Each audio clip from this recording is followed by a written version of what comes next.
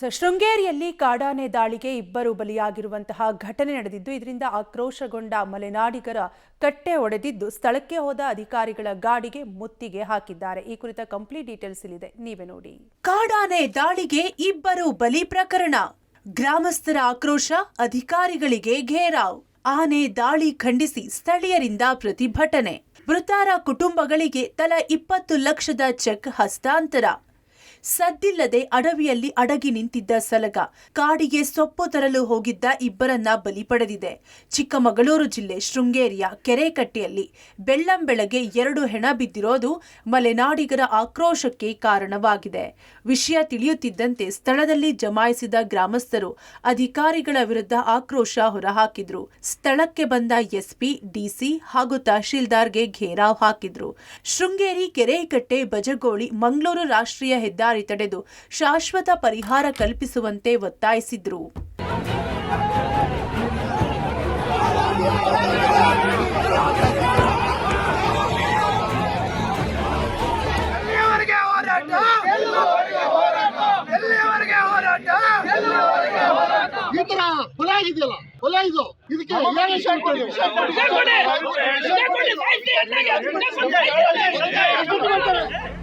ಶೃಂಗೇರಿ ವಿಧಾನಸಭಾ ಕ್ಷೇತ್ರ 1ರಲ್ಲೇ 10 ತಿಂಗಳಲ್ಲಿ 7 ಜನ ಕಾಡಾನೆಗೆ ಬಲಿಯಾಗಿದ್ದು ಸ್ಥಳೀಯರ ತಾಳ್ಮೆಯ ಕಟ್ಟೆ ಒಡೆದಿದೆ.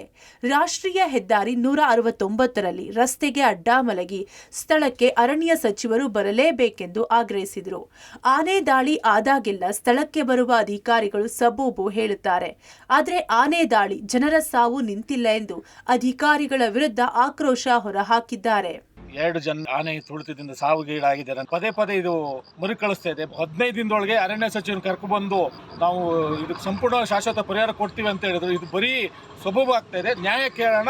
ಇನ್ನು ಕಾಡಾನೆ ದಾಳಿಗೆ ಮೃತಪಟ್ಟ ಹರೀಶ್, ಉಮೇಶ್ ಕುಟುಂಬಗಳಿಗೆ ಸರ್ಕಾರದಿಂದ 20 ಲಕ್ಷದ ಚೆಕ್ ಹಸ್ತಾಂತರಿಸಲಾಗಿದೆ. ಶಾಸಕ ಟಿಡಿ ರಾಜೇಗೌಡ, ಡಿಸಿ ಮೀನಾ ನಾಗರಾಜ್ ಸೇರಿದಂತೆ ಹಿರಿಯ ಅಧಿಕಾರಿಗಳಿಂದ ಚೆಕ್ ವಿತರಿಸಲಾಗಿದೆ. ಜೊತೆಗೆ ಮೃತ ಕುಟುಂಬಸ್ಥರಿಗೆ ಪಿಂಚಣಿ, ಒಬ್ಬರಿಗೆ ಅರಣ್ಯ ಇಲಾಖೆಯಲ್ಲಿ ಗುತ್ತಿಗೆ ಆಧಾರದಲ್ಲಿ ಕೆಲಸದ ಭರವಸೆಯನ್ನ ನೀಡಲಾಗಿದೆ. ಅಲ್ಲದೆ ಕಾಡಾನೆಗಳನ್ನ ಸೆರೆ ಹಿಡಿಯುವ ಭರವಸೆ ಮೇಲೆ ಸ್ಥಳೀಯರು ಪ್ರತಿಭಟನೆ ವಾಪಸ್ ಪಡೆದಿದ್ದಾರೆ.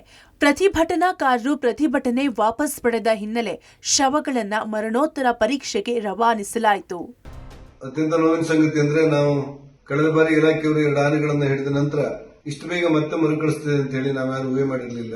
ಹರೀಶ್ ಮತ್ತು ಉಮೇಶ್ ಅವರ ಕುಟುಂಬಕ್ಕೆ, ನೊಂದ ಕುಟುಂಬದಲ್ಲಿ ನಾವೆಲ್ಲರೂ ಕೂಡ ಸಹಾನುಭೂತಿಯನ್ನು ವ್ಯಕ್ತಪಡಿಸಿ ಯಾವುದೇ ಗೊಂದಲಗಳಿಲ್ಲದೆ ಇದನ್ನು ನಾವು ಈ ಸಮಸ್ಯೆಯನ್ನು ಪರಿಹಾರ ಮಾಡಲಿಕ್ಕೆ ಒಟ್ಟಾಗಿ ಶ್ರಮ ಕೊಡೋಣ. ಹರೀಶ್ ಮತ್ತು ಉಮೇಶ್ ಕುಟುಂಬದ ಮನೆಗೆ ನಾನು ಭೇಟಿ ಕೊಡ್ತೇನೆ. ದಯವಿಟ್ಟು ಎಲ್ಲರೂ ಸಹಕಾರ ಕೊಡಬೇಕು ಅಂತ ವಿನಂತಿ ಮಾಡ್ತೇನೆ. ಒಟ್ಟಾರೆ 10 ತಿಂಗಳಲ್ಲಿ 7 ಜನ, ಇಂದು 2 ಆನೆ ದಾಳಿಗೆ ಬಲಿಯಾಗಿದ್ದು ಮಲೆನಾಡಿಗರ ಆಕ್ರೋಶಕ್ಕೆ ಕಾರಣವಾಗಿದೆ. Narayanagowda, public TV, Chikkamagaluru.